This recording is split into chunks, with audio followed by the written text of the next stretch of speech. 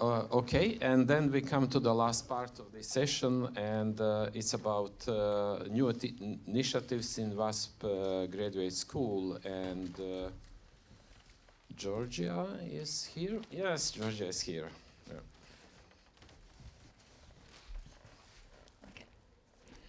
Okay. So, hello everyone. I'm really happy to be here today. Some of you might have or might not have heard about a new group. This is WASP PhD Student Council. And my name is Georgia. I'm coming from Chalmers University, and I will shortly talk about the PhD Council that we recently created. So, first of all, why is there a Student Council? I am in the second year of my PhD, but when I started my PhD, like many times, I was, okay, now who can I contact? I have so many questions. I don't know. Who should I talk with? So one thing is that PhD students have questions or have small problems that need to be solved in a short time. So a reason was to give PhD students a voice. For this to be possible, we need to have a structured presentation, and this is why is there is a PhD council. Another reason was to collect feedback. So we have many courses. Many new students are arriving with different backgrounds from depending on their disciplines. So there is a need to improve some courses or the assignments that are within the courses or different activities that are done within WASP. So who we are? We are 8 people in total. It's 2 students from Umeå University, Timotheus and Christopher, over here. And it's Alexander and Matthias from Lund University, Martin from Uppsala University, it's Xuang from KTH, me here from Chalmers, and Veronica from Linköping University, who recently joined, so she's not in this picture. Yeah, so what are we doing? We are discussing different issues that come up with WASP management. We are trying to help with communication and representation. And the main thing I will say is that we are a confidential contact point in case that some students have an issue. They are able to contact individual people from the WASP PhD Student Council or the whole group itself. And that is all. They can contact all of us in this email or in the WASP website. I think there is the individual email from all of us. So if you have any questions or any ideas, thoughts regarding this. Otherwise, thank you very much.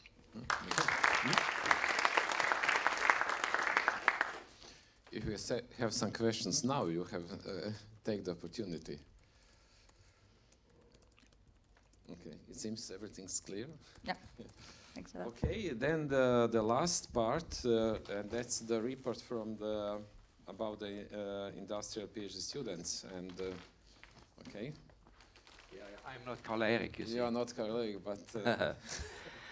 And this is not about new initiatives. Sarah Maso talked all about the new initiatives, the postdoc program, the WALP initiative, and the network yesterday. And we really also hope that the new PhD Council will be active in informing the network initiative. So those of you who were here a year ago at the Industry Day perhaps remember that there was a discussion about industrial PhD students. And there was a request, a wish for a day or a meeting to discuss issues and problems and advantages of having an industrial PhD students. So we arranged an industrial PhD students thematic day on January 1st, 2019. And we are now presenting some of the findings, perhaps to continue the discussion or just see what's happening in this area. Just to give a background, we now have 59 PhD students from 27 different companies. And then we have a call out now where we will accept around 20. The evaluation is just being finalized. So there will be even more companies now. And the spread is that some companies have traditions and they have a large involvement in PhD students. Here are the number of industrial PhDs at these companies. However, there are 16 companies of these 27 that only have one PhD student. And for some of them, it's the very first one they have. Of course, that raises a number of new questions and thoughts. Some of these last year, the question was to everyone in the audience, I mean, WASP, management, all teachers and other experienced industrial leaders who are accustomed to industrial PhD students. How do we motivate that we have industrial PhD students, and how do we handle all of these practical problems around that? So we organized a day like that, and we had 25 participants coming. And there were a number of presentations and discussions, and I will take that in, so to say, chronological order, except for that the very final presentation created a whole set of new thoughts. I would go coming back to that, but Maureen McKelvey, who is a well-known and renowned researcher, professor at Göteborg University, has been doing research about the effect of industrial PhD students. And I just want to mention the main result. And the main result for industry, what's the benefit for industry to have an industrial PhD students? She claims then, based on studies in controls and signals, system building Swedish industries. So not for all industries, but in these cases. On one hand, it's the obvious that everyone talks about. I mean, there will be a new person, there will be research results, there will be patents, etc. That's one type of result. The other one that's perhaps not obvious, but it's very interesting. We can show, she says, that the involved industries showed improved technical capabilities, especially improved innovation capabilities. This is interesting on the onset when you even start to think about should we as a company have an industrial PhD students. Then you could think about, okay, have we candidates, do we have interesting problems and so on. But another side of that is there anything in our company we would like to improve? Is there some group, some research area, some development where we would like to strengthen ourselves? And then it becomes a complete different mindsetting. You are thinking about, even so to say, in the worst case, that the industrial PhD students take the exam and then leaves. What is left? And according to Maureen McKelvey, there's a lot left. I mean, the whole build-up. And that also means for a company, should you think about the setting around a PhD student? Is it just an investment in the person? You give some money and then in 4 years you hope that person will be very valuable to the company? Or is it a whole process for the industry, for the company? Okay, we would like to become better. We are using this instrument, but it's not just that person, it's the contact, it's the build-up of the persons around. Myself, I found this to be extremely interesting, and I've been discussing this in different settings the last couple of months. Since this is also proven by, so to say, företagsekonomisk forskning. Now, coming back to the day in chronological order. We discussed these things. there are several questions and interests, and I think they deserve a continued discussion, and we could, if there is a wish, we could continue with such a thematic day. That will depend on the interest from industry, of course. How to set up and execute an industrial PhD project so that the chances for success are maximized. The topic, I mean, of course, it should be sufficiently long term, so that it still is of value 5 years ahead. But that's typically also, I mean, all industrial PhD applications are signed by an industrial supervisor and an academic supervisor.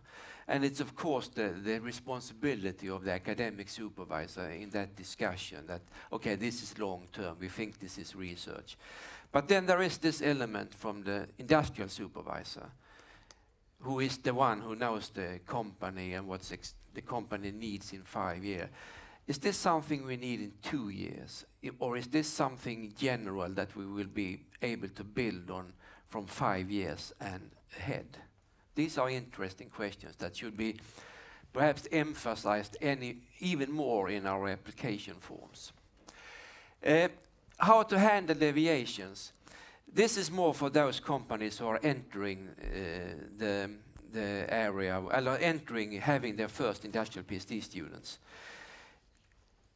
It's important to inform that usually a PhD project is not exactly what you plan when you start.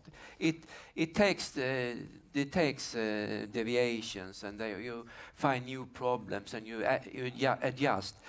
Everyone that's experienced knows that, but perhaps an industrial project leader doesn't immediately think like that, because I think of it as a project. Let's do this, and then this is the deliverance after 4 years. So this is just an awareness, and it works just fine in most cases. What is the objective for the company? Yeah, I have already touched on that on the first slide. So I mean, solve something challenging, increase knowledge, competence build up, and here is misleading because it's competence build up for the promising employee, but it's also competence build up for all persons around us, and the company as a whole. Yes, and absolutely. Increase capability in company, innovation and other. You should also be aware, this we discussed, that this is in the mindset for these who have the first industrial PhD students, that the expectations from, say, higher management in that company, they need to be aware that most PhD students start with courses. You have to take them. It's not like a project where you suddenly get in a 100% full-time person who works exactly on what the manager of that group is having as the next year or the next year after that deliveries. And also it's important to realize that to become a doctor you have to be aware of research in both the local and national and international setting, and that takes some travel time. You have to go to conferences, you have to interact with other researchers. There are a number of things you have to do to become a good PhD. And how should one guarantee that the PhD student remains to be relevant to the company?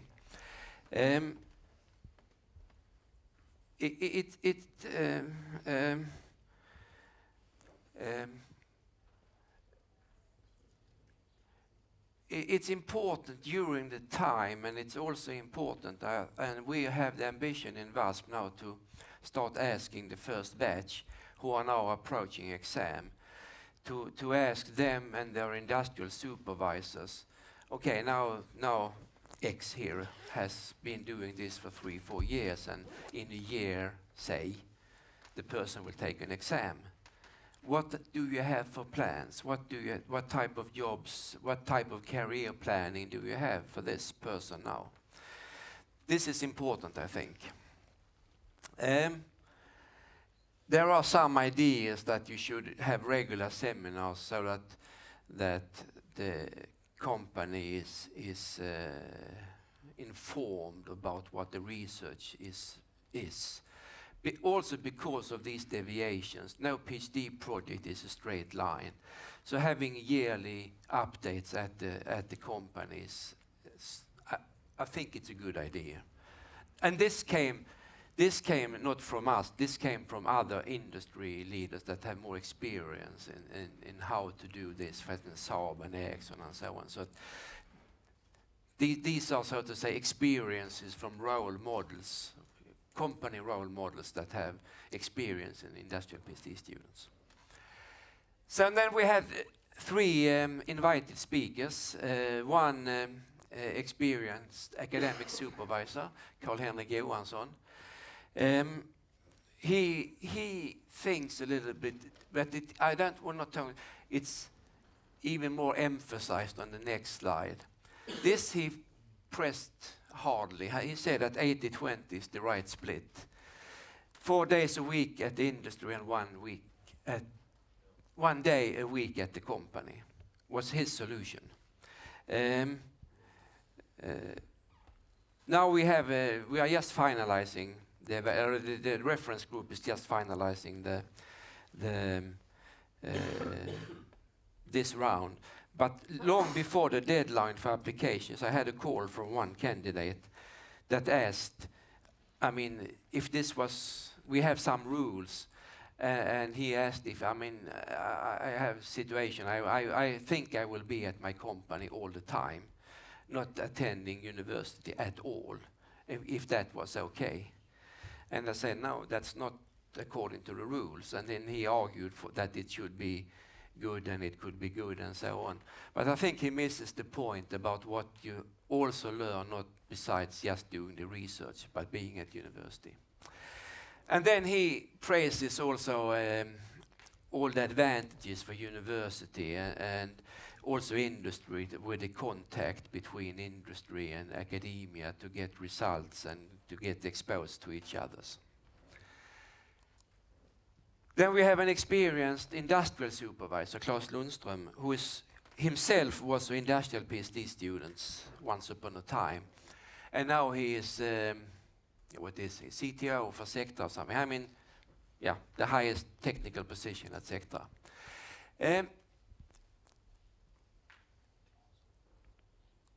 This is an important thing that, which is perhaps not obvious, that the student feel that the industrial supervisor and academic supervisor are on the same planhalva, whatever that is in English.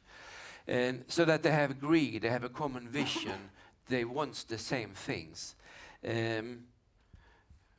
That should be the case because of the application, you have to sign it both.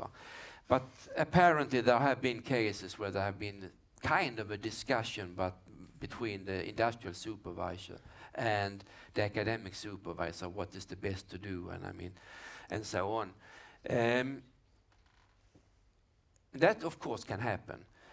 The important message here, I think, is that you should not leave the PhD student with the impression that you disagree. I mean, for the sake of the PhD student, it should be the responsibility that these two supervisors should reach an agreement and then communicate that. So now we had different opinions here, but now this is the case. Otherwise, the PhD student will feel splitted in mind and not so happy, perhaps. And then he emphasizes one more thing. I mean, the right person that's everyone says the right person, but he says something more. He thinks that you need some higher level of self-management skill than if you are a usual PhD student at the university all the time, because then you are part of the group and you follow the flow. Now you have to organize yourself, you have to be at the university, you have to be at industry and so on. So he gives the advice to look for the right person also regarding this. And he also says clearly that it's good to have a couple of years experience.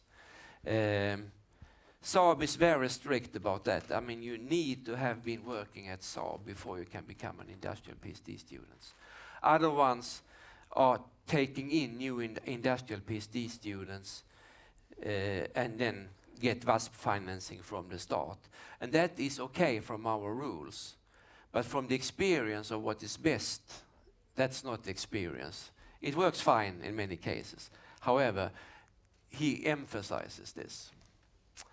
It is important that the company helps the industrial PhD student to focus on the research. Yes.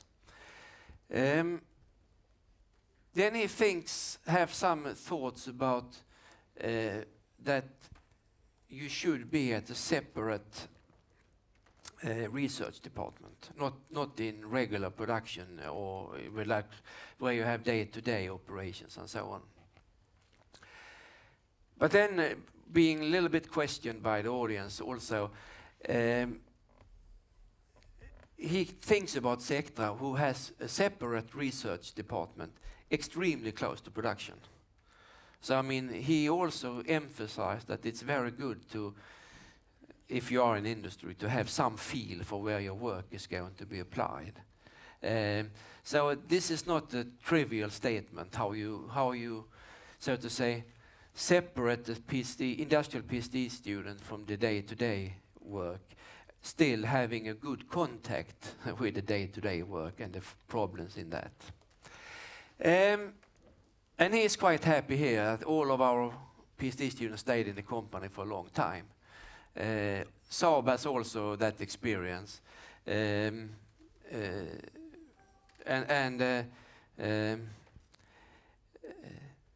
From another program, not related to WASP,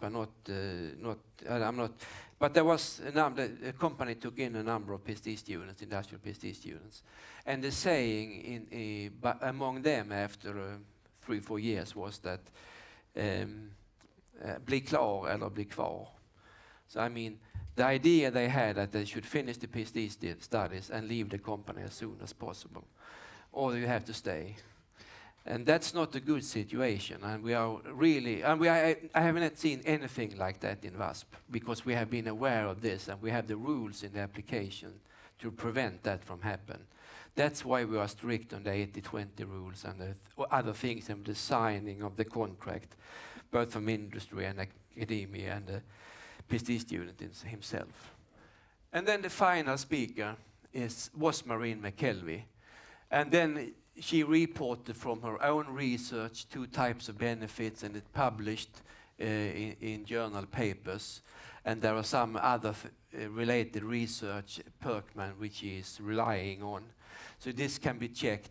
And what she finally says is these 2 things, that for industry, there are 2 important results. The results themselves and the improved technical capabilities improves their innovation capabilities in the long term. So this is really a bright vision of future, and it's really a encouraging statement for all of us who have been active in promoting industrial PhD students, that it has this double value for Sweden. And we are, of course, working for the benefit of Sweden. Landsgangeligt. Okay, thank you.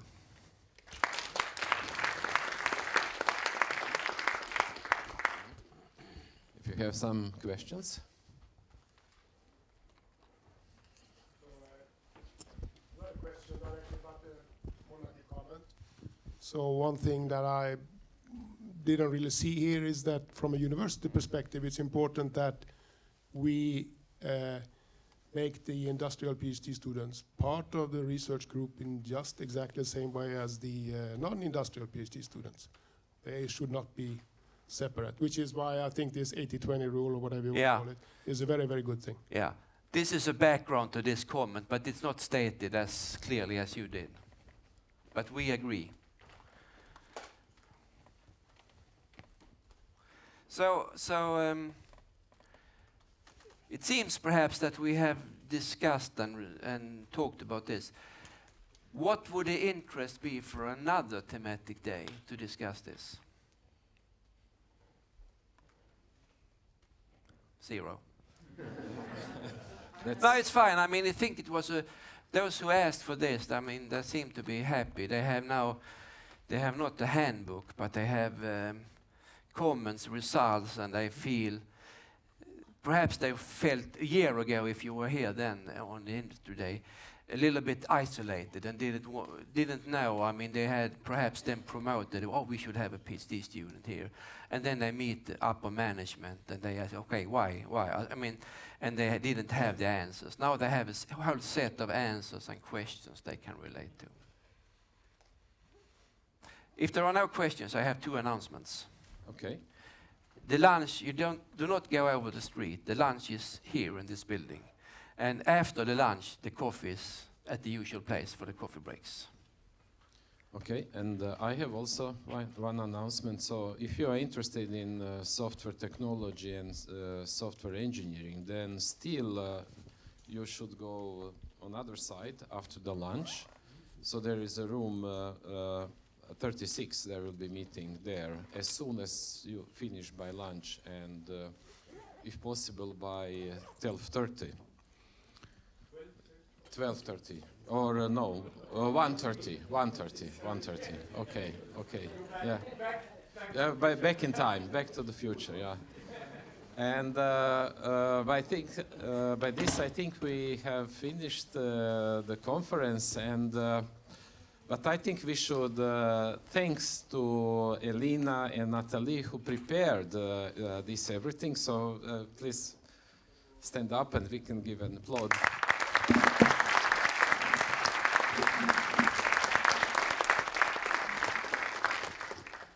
And just to say, the organizer were Lars-Erik, Bo, Johan, somewhere here, and Danica is somewhere here. And yeah, and thank you all for coming. Very nice. Thank you.